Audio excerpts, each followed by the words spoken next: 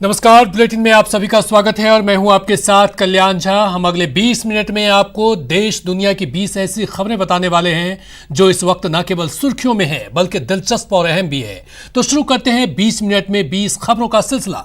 सबसे पहले देखते हैं राजस्थान की कौन कौन सी खबर इस वक्त अहम है।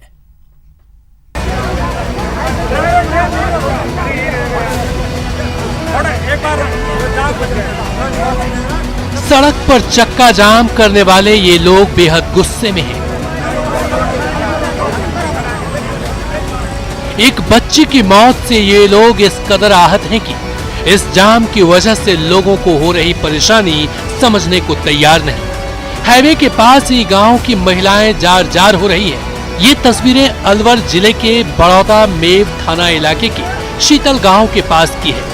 यहाँ 10 साल की मुस्कान हाईवे किनारे खेल रही थी, तभी एक तेज रफ्तार डंपर ने उसे कुचल दिया, जिससे उसकी मौके पर ही मौत हो गई। बच्ची को डंपर के नीचे आता देख डंपर ड्राइवर मौके से फरार हो गया। मुस्कान की मौत की खबर जैसे ही गांव वालों को पता चली, उनका गुस्सा भड़क उठा और उन्होंने हाईवे पर जाम लगा दिया। घंटे भर तक सड़क पर यूं ही बवाल होता रहा। बाद में प्रशासन की टीम ने लोगों को समझाकर जाम खुलवाया।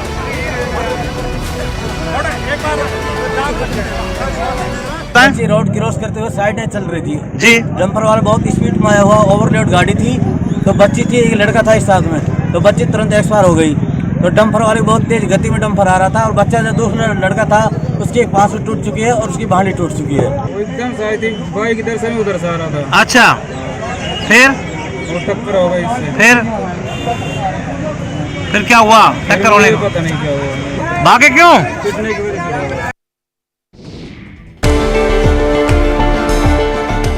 धू धू कर जल रहे इस ट्रैक्टर की तस्वीर झालावाड़ जिले के असनावर थाना इलाके के जूनाखेड़ा गांव से आई है। जिस ट्रैक्टर में आग लगी है उस ट्रैक्टर में पराली लदी हुई थी, जिसकी वजह से इस आग ने चंद मिनटों में विकराल रूप अख्तियार कर लिया था। बताया जा रहा है कि पराली लेकर खेत से ये ट्रैक्टर जूनाखेड़ा गांव की ओर आ रहा था, लेकिन गांव के अंदर पहुंचते ही ट्रैक्टर ट्रॉली बिजली के तार से छू गई, जिससे हुई स्पार्किंग की वजह से चिंगारी निकली और ट्रैक्टर में आग लग गई।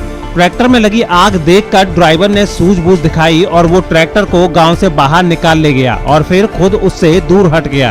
गांव से बाहर निकलते निकलते ट्रैक्टर में लगी आग और ज्यादा तेज हो चुकी थी और कुछ ही देर में ट्रैक्टर में रखी पराली के साथ साथ ट्रैक्टर और ट्रॉली दोनों जलकर खाक हो गए। गनीमत ये रही कि ट्रैक्टर ड्राइवर की सूझबूझ की वजह से इस आग से किसी को कोई चोट नहीं आई। हालांकि पराली और ट्रैक्टर दोनों आग की भेंट चढ़ गए।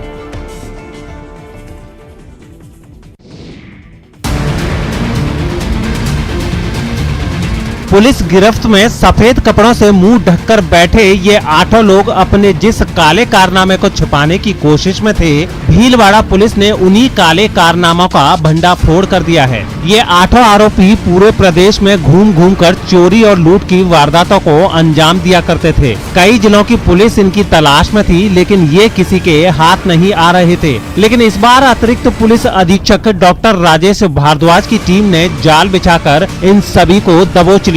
साथ ही इनके पास से लूट का माल भी बरामद कर लिया। पुलिस ने इनके पास से जो माल बरामद किया है उसमें सोने के आभूषण, एक ट्रैक्टर और 3 मोटरसाइकिल शामिल हैं। भीलवाड़ा जिले में कई इस तरह की वारदातें हुई हैं पिछले साल भर में, और उसी को मद्देनजर रखते हुए कि घटनाएं गंभीर हैं और इस तरह की वारदातों पे अंकुश लगाना चाहिए, जरूरी भी है। इस गैंग के 8 लड़कों को गिरफ्तार किया गया है और इन 8 लड़कों से पिछले साल भर में भीलवाड़ा जिले में हुई तकरीबन 1 दर्जन से अधिक वारदातों का खुलासा हुआ है और जिसमें रिकवरी भी अधिकतर मामलों में कर ली गई है। सवाई माधोपुर में भी इन दिनों शुद्ध के लिए युद्ध अभियान के तहत मिलावटखोरों के खिलाफ कार्रवाई की जा रही है। इसी कार्रवाई के तहत सवाई माधोपुर जिला मुख्यालय के रीको एरिया में बने विनीत मसाले और जयंती उद्योग पर छापेमारी की गई। उप जिला कलेक्टर कपिल शर्मा के नेतृत्व में की गई इस छापेमारी के दौरान बड़ी तादाद में मिलावटी मसालों का जखीरा बरामद हुआ, जो जयंती उद्योग के कारखाने में बनाया जा रहा था। बताया गया है कि पिछले कई दिनों से जयंती उद्योग के मसालों में गड़बड़ी की शिकायत मिल रही थी और इसी शिकायत पर शुद्ध के लिए युद्ध अभियान के तहत जयंती उद्योग पर छापेमारी की गई। यहाँ से छापेमारी के दौरान भारी तादाद में मिलावटी मसाले भी जब्त किए गए हैं। ये युद्ध अभियान के तहत आज जिला कलेक्टर महोदय के निर्देशानुसार हमने सवाई माधोपुर में खैरदा इंडस्ट्रियल एरिया में विनीत उद्योग जयंत मसाला उद्योग में कार्रवाई की है। यहाँ पे जो इनकी निर्माण इकाई थी, यहाँ पे हमें खुला हुआ धनिया मिला और जो कि उसमें हमें संभावना है कि इसमें कलर या कुछ अतिरिक्त चीज़ें मिलाई जा रही है। उसका सैंपल बढ़ लिया है और जो भी इनका सामान है उसको सीज कर दिया गया और जो भी आगे रिपोर्ट आएगी उस अनुसार कार्रवाई की। पुलिस की गिरफ्त में 2 लाख के पटाखों के साथ बैठा ये शख्स प्रतिबंध के बावजूद पटाखे बेचकर लाखों बनाने की फिराक में था। पुलिस को जैसे ही खबर मिली कि रामगढ़ थाना इलाके में प्रतिबंध के बावजूद एक शख्स पटाखा बेच रहा है, एसपी तेजस्विनी गौतम ने अपनी रामगढ़ थाने की पुलिस को अलर्ट भेज दिया और इस अलर्ट पर रामगढ़ थाना की पुलिस ने मालपुर गांव की तलाशी के लिए निकल पड़ी। पुलिस की इस टीम को मालपुर गांव में थोड़े बहुत तलाशी के बाद ये शख्स मिल गया, जिसके पास पटाखों का जखीरा था। पुलिस ने इसे गिरफ्तार कर लिया और पटाखे जब्त कर थाने ले आए। अब इसके खिलाफ नियमों के मुताबिक कार्रवाई की जाएगी। आपको बता दें कि कोरोना और प्रदूषण की वजह से प्रदेश सरकार ने पटाखों पर प्रतिबंध लगा रखा है।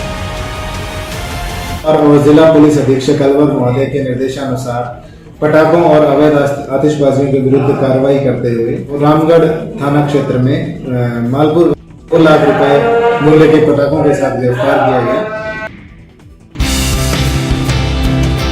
कोटा में पहली बार एसीबी की ओर से एक जन संवाद कार्यक्रम का आयोजन किया गया। एसपी ऑफिस में हुए इस जन संवाद कार्यक्रम के दौरान एसीबी ने लोगों से ना रिश्वत देने और ना रिश्वत किसी को लेने देने की अपील की। इस जन संवाद कार्यक्रम में कोटा के व्यापारियों ने कहा कि अक्सर उनसे रिश्वत की मांग की जाती है, रिश्वत ना देने पर उनका कोई काम नहीं होता।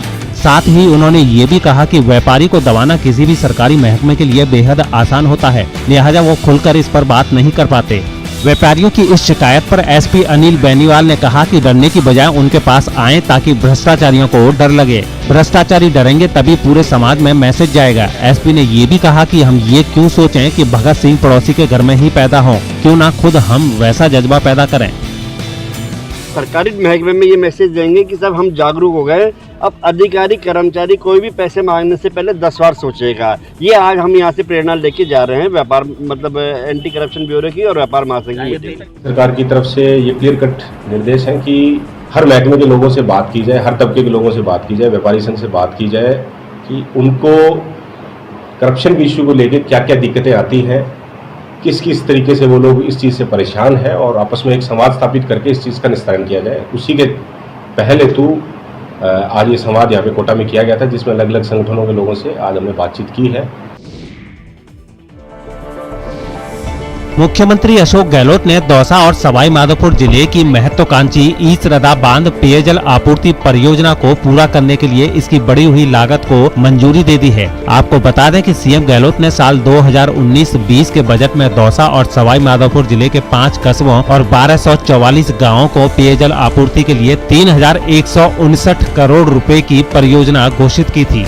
मूल परियोजना में स्थानीय जल स्रोत को मिलाकर यहाँ के लोगों को 40 लीटर प्रति व्यक्ति प्रतिदिन के आधार पर पेयजल आपूर्ति की बात कही गई थी, लेकिन बाद में जल जीवन मिशन के अंतर्गत पेयजल आपूर्ति की योजना को बढ़ाकर 55 लीटर प्रति व्यक्ति प्रतिदिन कर दिया गया। साथ ही इस योजना में 12 गाँवों और 1 कस्बे को भी शामिल किया गया।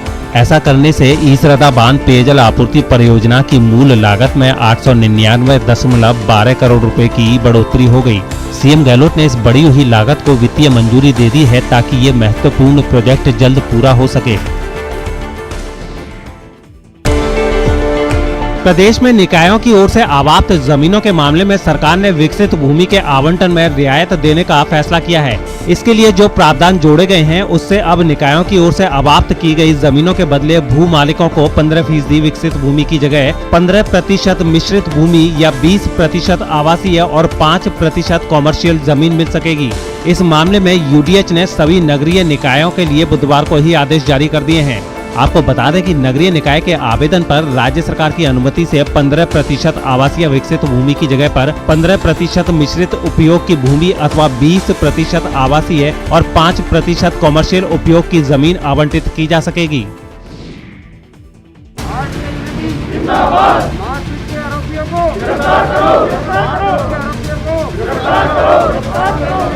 अजमेर के जेएलएन अस्पताल में लाइन में खड़े हुए ये रेजिडेंट डॉक्टर्स उन तीमारदारों की वजह से नाराज हैं जिन्होंने इनके साथ बदसलूकी की थी और हंगामा किया था। इन डॉक्टरों का कहना है कि जेएलएन अस्पताल में 22 अक्टूबर को एक मरीज की इलाज के दौरान मौत हो गई थी।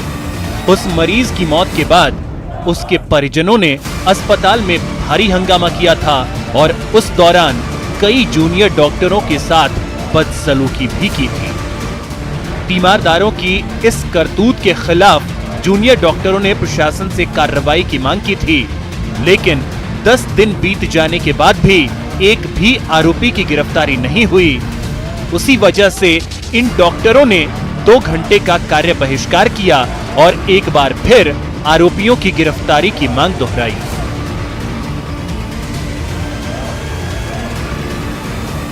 हमारे महिला चिकित्सक एवं चिकित्सा कर्मियों के साथ श्री प्रभास भटनागर के परिजनों द्वारा मारपीट की गई, गाली गलौज की गई एवं राजकार्य में बाधा पहुंचाई गई। हम चिकित्सकों ने अपने धर्म निभाते हुए हम पिछले 30 दिनों से उनकी सेवा कर रहे थे, लेकिन फिर भी यदि कुछ होनी अनहोनी मिसहैपनिंग हो जाती है तो उसके लिए सिर्फ चिकित्सक कैसे जिम्मेदार हो सकता है।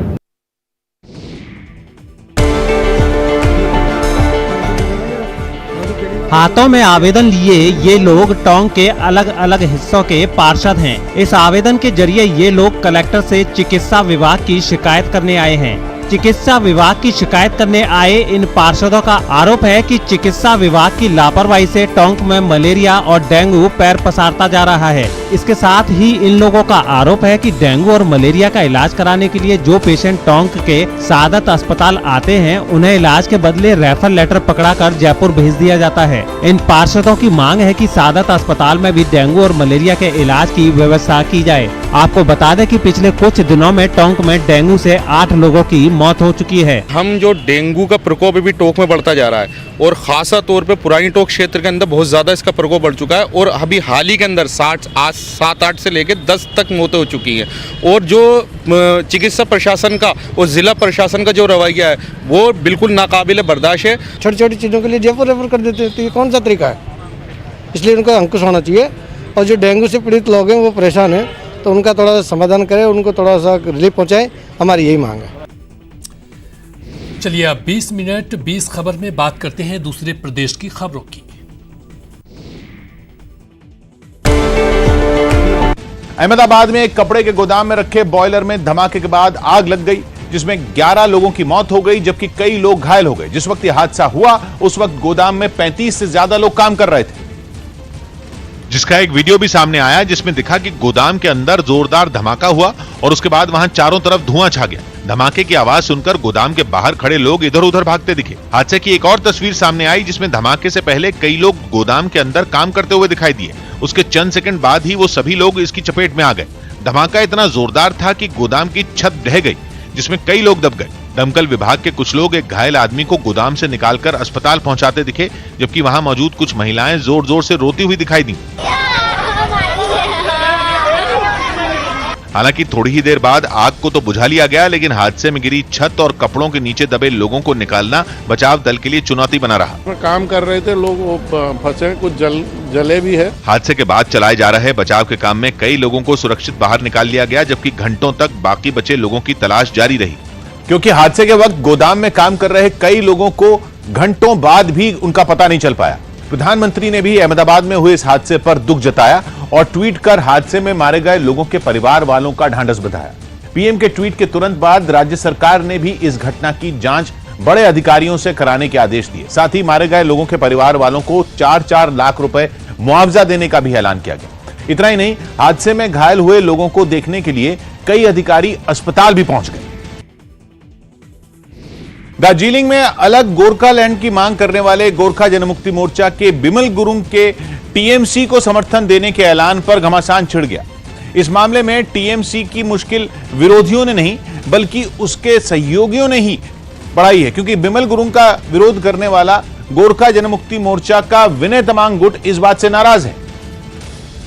और लगातार बिमल गुरुंग के खिलाफ प्रदर्शन कर रहा है। इस बार इन लोगों ने बिमल गुरुंग के खिलाफ दार्जिलिंग की सड़कों पर पटाखे फोड़कर अपना गुस्सा दिखाया और उनके खिलाफ जमकर नारे लगाए।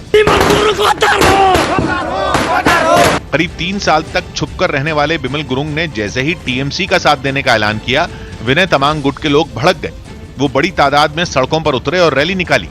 उन्होंने आरोप लगाया कि गुरुंग की वापसी से दार्जिलिंग की शांति भंग हो जाएगी। तो उनका हिंसा फैलाने का सोच है, उसका विरोध है। लेकिन टीएमसी इस सारे विरोध से बेपरवाह दिखी। यही नहीं, उसने इस बात के भी संकेत दिए कि ममता बनर्जी उन पर दर्ज मामलों पर नर्म रुख दिखा सकती है। बिमल गुरुंग पर 100 से अधिक केस दर्ज हैं। केसेस अभी भी है, तो ये राज्य सरकार ने तय करेंगे कि वो केस के बारे में क्या होगा। माना जाता है कि दार्जिलिंग इलाके में गुरुंग का अच्छा खासा प्रभाव है। दिल्ली पुलिस ने कश्मीरी गेट में झपटमारों के खुफिया ठिकाने का बड़ा पर्दाफाश किया। बताया गया कि वहां से गुजरने वाले लोगों का सामान छीनने के बाद स्नैचर पास में एक फ्लाईओवर के नीचे खाली छोड़ी जगह में रफू चक्कर हो जाते थे, ठीक वैसे ही जैसे चूहा अपने बिल में छिप जाता है। झपटमारों के इस अड्डे पर जब हमारी टीम पहुंची तो देखा कि फ्लाईओवर के नीचे सर्विस एरिया में करीब 500 मीटर लंबी एक गुफा सी है। अंदर ऐसा घुप अंधेरा कि किसी की परछाई तक न बने और हर तरफ गंदगी और कूड़े का ढेर। जहां कोई झांकने भी न जाए वहां झपटमार पनाह लिए रहते थे। लेकिन 31 अक्टूबर को पुलिस ने उनके ठिकाने पर दबिश दे दी। 31 अक्टूबर को एक महिला इसी जगह से जा रही थी और आईएसबी टीम में बस पकड़ना था उसे, लेकिन उसी दौरान एक स्नैचर ने उनके पर्स छीना, उन्हें यहाँ पर गिराया, उसके बाद इसी गुफा के अंदर भागा। इसके बाद पुलिस वारदात की जगह पर पहुंची। तभी पुलिस वालों की नजर फ्लाईओवर की इस खाली जगह पर पड़ी। उन्हें शक हुआ, वो इसके अंदर दाखिल हुए और झपटमार को वहां छिपा देखकर उनके होश उड़ गए। लड़के वहाँ इसके अंदर कैविटी इसके अंदर रहते हैं, तो वहां से आके कुछ एक छीना झपटी कर लेते हैं। पुलिस की सूझबूझ से महिला से छीना झपटी करने वाला आरोपी गिरफ्तार हो गया और महिला का पर्स और मोबाइल उसे वापस मिल गए। दिल्ली में खतरनाक प्रदूषण के बीच भारतीय कृषि अनुसंधान संस्थान के वैज्ञानिकों ने पराली को खाद में बदलने की तकनीक के सफल होने का दावा किया। 20 दिन पहले दिल्ली के नरेला इलाके में पराली को खाद में बदलने के लिए केमिकल का छिड़काव किया गया था और इस छिड़काव का क्या असर रहा, ये जानने के लिए सीएम अरविंद केजरीवाल खुद खेत पर पहुंच गए। इस दौरान उनके साथ पर्यावरण मंत्री गोपाल राय और पूसा इंस्टीट्यूट के वैज्ञानिक भी मौजूद रहे। पराली जो है वो पूरी तरीके से गल चुकी है और इस वक्त जो है उसके खेत पर ट्रैक्टर चलाया जा रहा है ताकि दूसरी फसल के लिए पूरे खेत को तैयार कर सकें। वैज्ञानिकों के साथ किसान भी नतीजे से बेहद खुश दिखे। किसानों ने भी दावा किया कि पराली को खत्म करने वाले घोल का उन्हें फायदा मिला। पराली सारी जमीन में मिल गई है, गल गई है।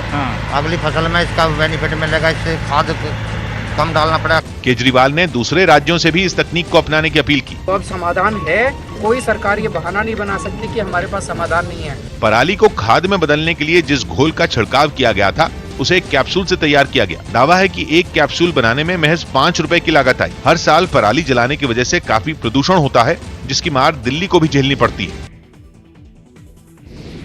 मुंबई में एक रेस्टोरेंट मालिक ने एक अनोखी पहल की, जिससे कई जरूरतमंदों को मुफ्त में खाना मिलना शुरू हो गया। बताया गया कि कोरोना संकट के बीच गरीबों के सामने खाने पीने की समस्या खड़ी हो गई थी, जिसे ध्यान में रखकर रेस्टोरेंट के सामने नेकी की टोकरी नाम की एक टोकरी रखी गई और लोगों से खाने पीने की चीजें उस टोकरी में रखने की अपील की गई, ताकि भूखे लोग किसी से पूछे बिना टोकरी से खाने पीने का सामान लेकर अपना पेट भर सकें। जरूरतमंदों की मदद का ये तरीका चल पड़ा। सामने आई एक तस्वीर में कई गरीब लोग उस टोकरी में रखी खाने की चीजें लेते हुए दिखाई दिए। महिलाएं हों या फिर बच्चे, सभी जरूरतमंद नेकी की टोकरी से फायदा उठाते नजर आए। कितने दिन हो गए कि आप यहाँ से खाना लेकर जा रहे हैं? अभी जब से बंद हो गया तब से।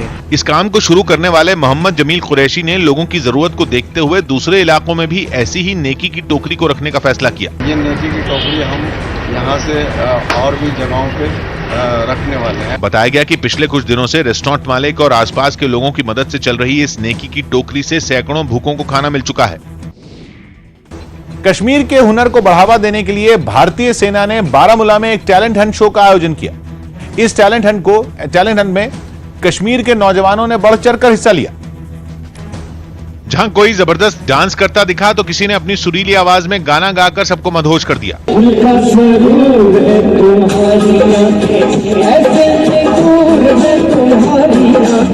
कश्मीर गॉट टैलेंट के नाम से हुए इस कार्यक्रम में नौजवानों के साथ ही बच्चों ने भी अपना हुनर दिखाया।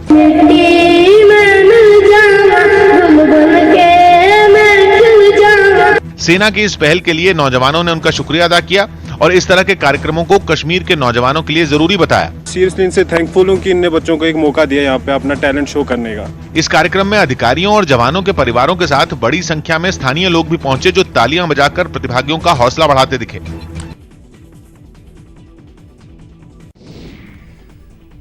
और अब बात करते हैं कुछ अंतर्राष्ट्रीय खबरों की। अजरबैजान से जारी जंग के बीच आर्मेनिया ने नगोर्नो कराबाख पर बमबारी का एक वीडियो जारी किया और इस हमले के पीछे अजरबैजान का हाथ होने का दावा किया। इस वीडियो को आर्मेनिया के रक्षा मंत्रालय की तरफ से जारी किया गया, जिसमें नागोर्नो कराबाख के स्टेपनाकर्ट शहर पर आसमान से बम बरसते दिखाई दिए। रात के अंधेरे में हुए इन जोरदार धमाकों की गूंज से पूरा इलाका सहम उठा। जिन जगहों पर बम गिरे वहां से आग की लपटें उठती दिखाई दी। धमाका होते ही खतरे का सायरन बजाकर लोगों को अलर्ट कर दिया गया। इस हमले की चपेट में अस्पताल समेत कई मकान और गाड़ियां भी आ गईं, जिसके बाद वहां तुरंत राहत बचाव का काम शुरू कर दिया गया।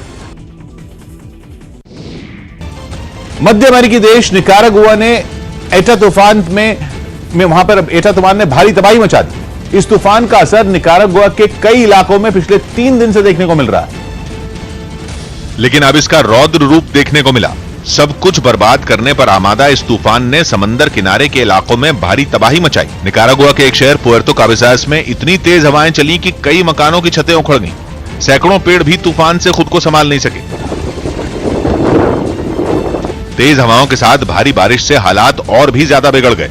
हालांकि प्रशासन ने उन इलाकों में रहने वाले सभी लोगों को पहले ही सुरक्षित जगहों पर भेज दिया था। यही वजह रही कि कोई भी आदमी इसकी चपेट में नहीं आया, लेकिन अमेरिकी महाद्वीप के सबसे गरीब देशों में शुमार निकारागुआ के कई इलाके पूरी तरह बर्बाद हो गए। अफ्रीकी देश युगांडा में राष्ट्रपति पद के उम्मीदवार माने जा रहे विपक्ष के और एक नेता को पुलिस ने गिरफ्तार कर लिया।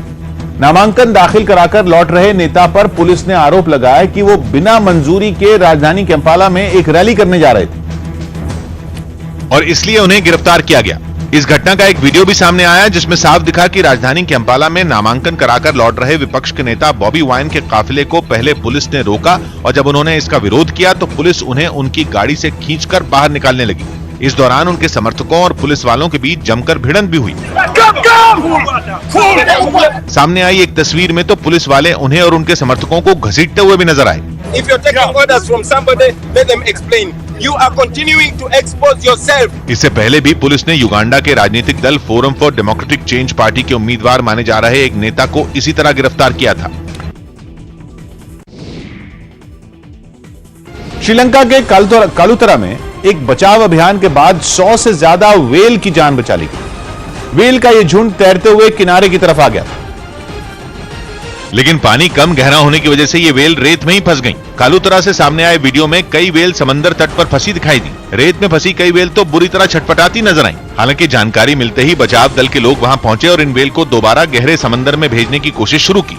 इन भारी भरकम व्हेल को रस्सियों की मदद से गहराई की तरफ खींचा गया। हालांकि घंटों की मशक्कत के बाद भी किनारे फंसी कई व्हेल को नहीं बचाया जा सका। इन्हें बाद में खुदाई करने वाली मशीनों की मदद से समंदर किनारे रेत में ही दफना दिया गया। और 20 मिनट 20 खबरें में फिलहाल इतना ही।